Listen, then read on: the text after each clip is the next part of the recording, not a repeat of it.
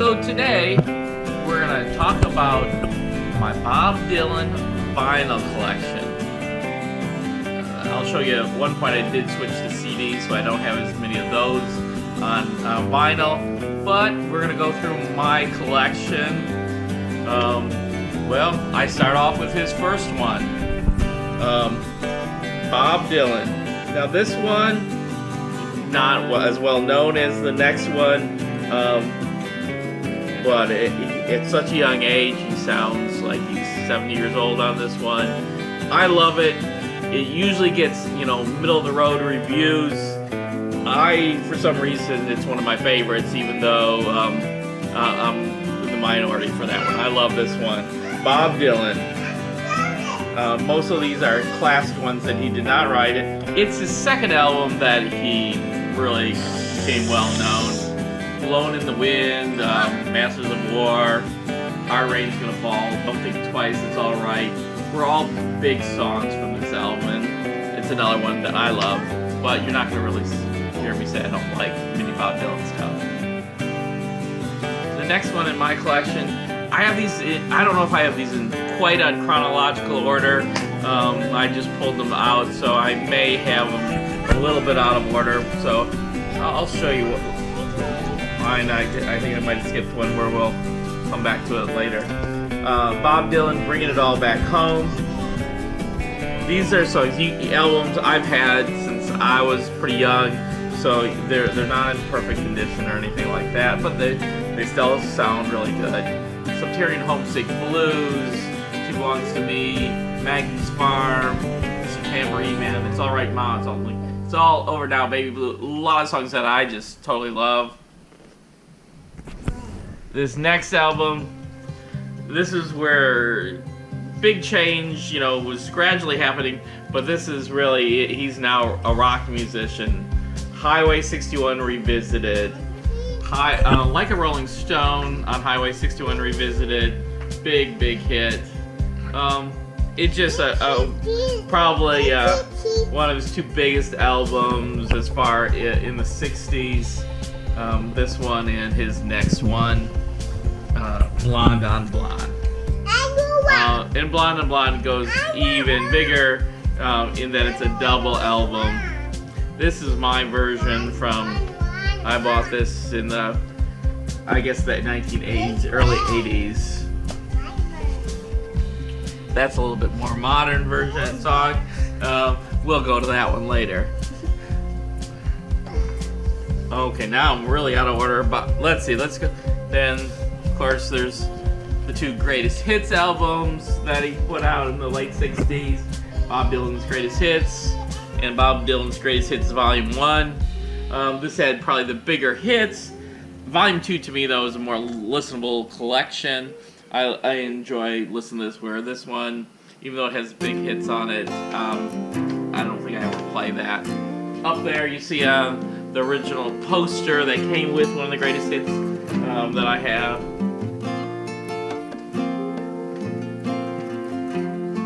Another sided Bob Dylan. Okay, this is one we had skipped. This one's a little different because it's all over the place. Another one that doesn't get it quite as good, where the other albums in the 60s get, the 5 out of 5 stars. A lot of times this one will get 4 stars. All I Really Want to Do, I Shall Be Free, Spanish Harlem Incident, not quite as big. My Back Pages is one of my favorite songs. I Don't Believe in You, It Ain't Me, Babe. Great songs. I love playing this one, even though not as considered as big as some of the other albums. I love it. Well, then there's a big change coming. The car accident, or not car accident, motorcycle accident happens. He's laid out and he comes back with a couple albums really close together. Bob Dylan, Nashville Skyline, and John Wesley Harding.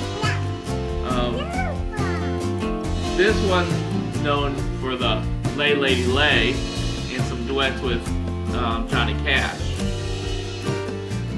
John Wesley and Harding had a lot of great songs. See, Harding came known, it's a great album. just a lot softer than what people were hearing from him before. All Along the Watchtowers on this, and you get to hear his original version, and of course Jimi Hendrix made into a whole different song, and then Dylan started copying Hendrix's style in concert later on because of just what a great version he did of it. But The Wicked Messenger, I Pity the Poor Immigrant, a lot of great, I'll Be Your Baby Tonight, just a lot of great songs on this album. If I was going to pick one to play, I'd play John Wesley Harding, is more my favorite, though Nashville Skyline has a bigger hit than Lay Lady Lay. 70s start, we get a soundtrack, right here in the Billy the Kid, Bob Dylan starting his acting career, seeing him in that movie. Sadly, a lot of his acting was cut out of the video or the movie, though people say the cut out part he was really good. Knocking on Heaven's Doors on that album, but it is a soundtrack, so you get a lot of just soundtrack type music. And then Planet Waves was a huge hit at the time, but a lesser album. It's him with the band being named on the back, and I don't know, I will play it every once in a while.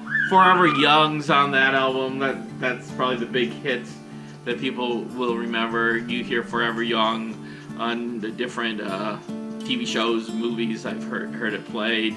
And then Rod Stewart had a version, which at first he didn't credit Dylan, that I think he later did.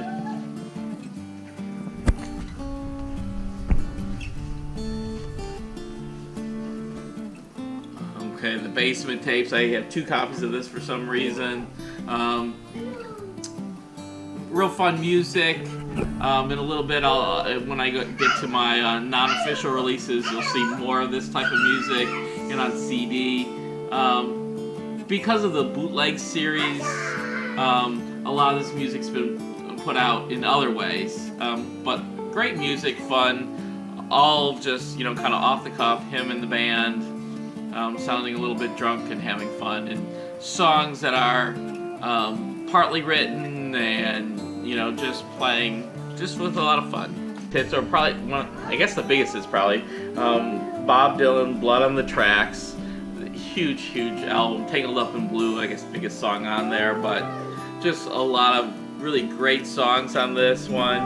I have this version, and I think somewhere I also have the New York version. He recorded the whole album twice. Desire, another really good album. A little lesser thought of than Blood on the Tracks, but I enjoy it. Not everyone's cup of tea. Emmylou Harris does a great job as a backup singer or singing with him.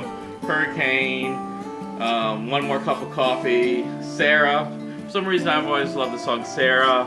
One of those songs he doesn't do in concert anymore. It's too personal, he says, for himself. Hard Rain, a live one. Wow, it looks like it's in perfect condition. I don't play it very much. At Budokan, see if I have that poster in here now. I don't have the original poster that came with it. Very Las Vegas type sound, very different sound. Some of the songs I enjoy, but not something I play a lot. Slow Train Coming, the religious period.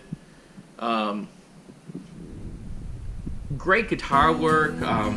Was it Mark Knopfler and no, this one was produced by Jerry Wexler and Barry Beckett, but I think Knopfler played on this one.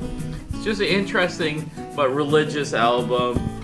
Gotta Serve Somebody's the big hit on this album. Real Live, another live album. Some of his live stuff, Bootleg, I love, but some of the ones he put out, not as much of a fan of.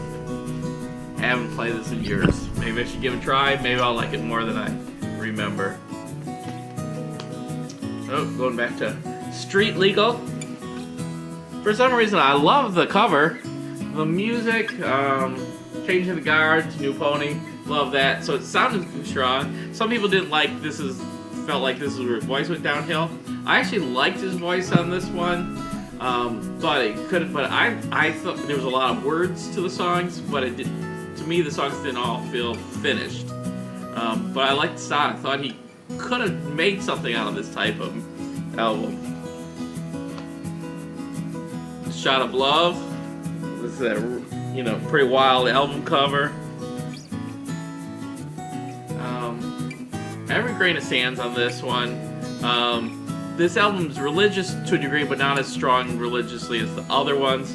It has a lot of pop songs on it, things for Lenny Bruce and stuff. But Every Grain of Sand, probably my favorite song from this period of this album. I could play that one over and over. And Emmylou Harris has a version of that. That's great. Infidels, love this album. Joker Man, Sweetheart Like You were kind of hits in that period, but I loved it. Really good album. Looking at the things I have in there, it's that.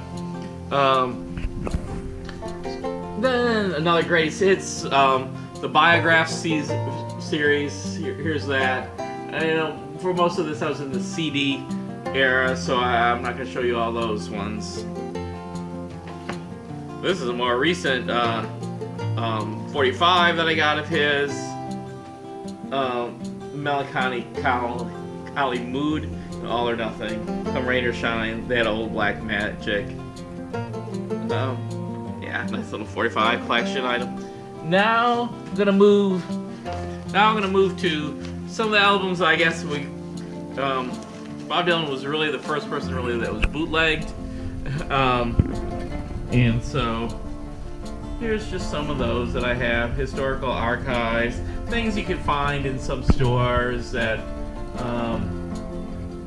weren't quite the official release and things like that. Have all different things on it. For some reason, I don't know why, Juvenile, the car song where they're pretending to be the car. I just love that on this album. A rare batch of Little White Wonder. Volume 2, Volume 3. Bob Dylan, this is number 1, I guess. All different things like that.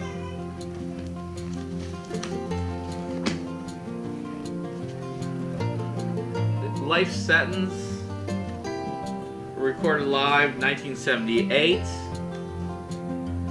has a great, I have to play this. I haven't heard this in a while. I want to hear what that sounds again like. And then Back to the Roots. And these have more of some of the old 60s songs, early songs. Not a whole collection from the 60s. And then the final, I know this has been a long video, so I'm going to end with just some albums I own that he was on. He was on the Newport Folk Festival, 1963. He contributed Blowing in the Wind. Now here's a rare one. Allen Ginsberg, First Blues, is that original release. Has the newspaper that came with it. He sang in this. Pretty wild album. If you're a Dylan fan, haven't heard this, there's got to be someone on YouTube that is playing this album. Just, it's interesting to hear. Allen Ginsberg, First Blues, he was on. Well, this was the first album he was ever on. Harry Belafonte, The Midnight Special, played harmonica on that. And he's listed as the harmonica on it. You can see right there. That's the first time he's listed on the album. And then George Harrison's The Concert from Bangladesh. One of my favorites. I loved Another one is Broadside Reunion. But he's not Bob Dylan on this one. He's Blind Boy Grunt. Last 2 albums I'm going to show you. The band, The Last Waltz. He was in that concert. Great concert video. And Doug Sham in the band. He was on this one. And this was his song Wallflower. He sang that with Doug. And interesting old album from the 70s that I picked up probably in the 80s at some point. But that's my Bob Dylan vinyl collection. I'm a little obsessed, so if I brought all my CDs out here, we'd be out here another hour. I have a lot of Dylan stuff. Thanks for watching. I hope you love collecting vinyl. I do. Bye-bye.